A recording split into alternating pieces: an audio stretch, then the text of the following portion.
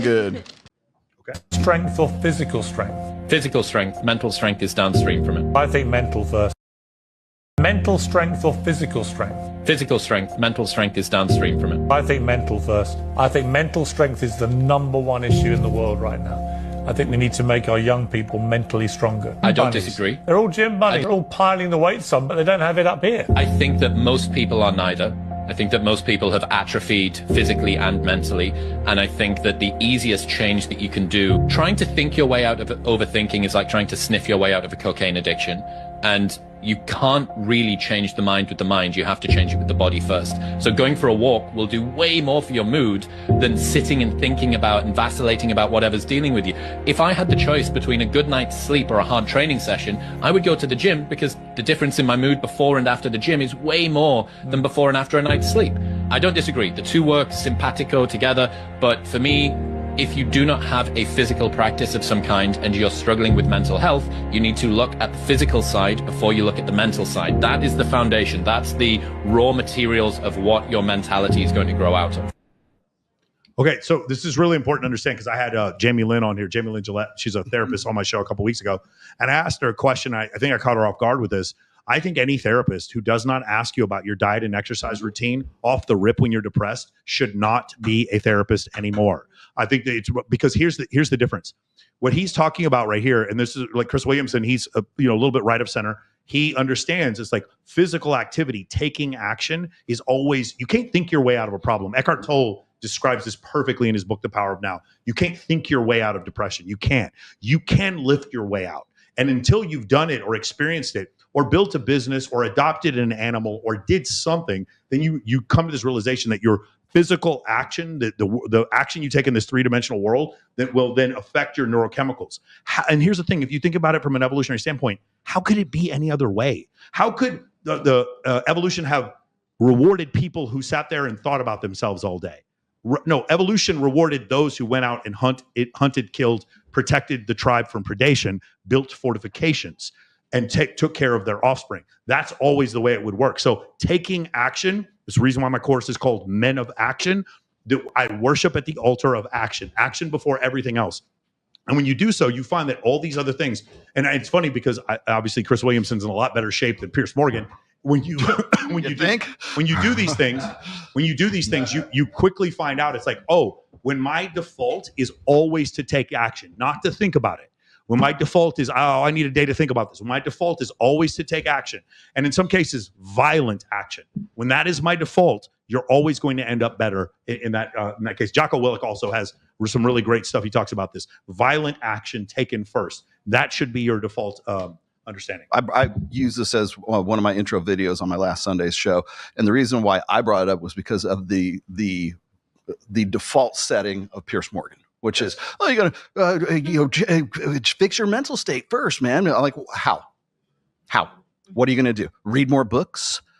Like, what are you gonna do? Are you meditating? Like, give me you still have to take action to do that. I was just gonna say, when I first saw it, at first I agreed with the mental thing because I do think we're a little mentally weak sometimes. Like, we're just like, especially the younger generations. But after it was more explained, I kind of switched my way of thinking. And you're right, because you could be thinking of an idea and then you think about it and they're like, oh, never mind. And you never do it. There's never action. One of the things one of the things that I see happening right now, particularly, like, that's why I was sort of picking on Pierce Morgan, because he has like this sort of like very female way of thinking. It's very like sort of passive way of thinking, and it's very dismissive. And I see this all the time. Whenever there's a problem with guys, we saw this in one of the other videos. Whenever there's a problem with boys or men, it's always, oh, we need to focus on men's mental health.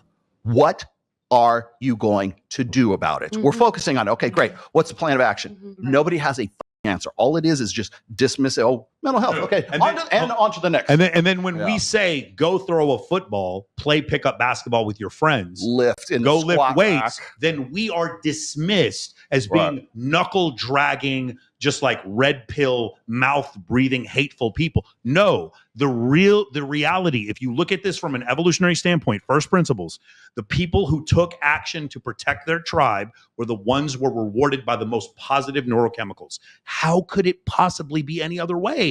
How could it be any other way? It's so obvious. And so when you do that, well, what am I doing? Now I'm sort of belittling the entire therapy industry. which I am, because it's vastly overrated. And when that happens, and the idea that men and women need the same kind of therapy, they don't.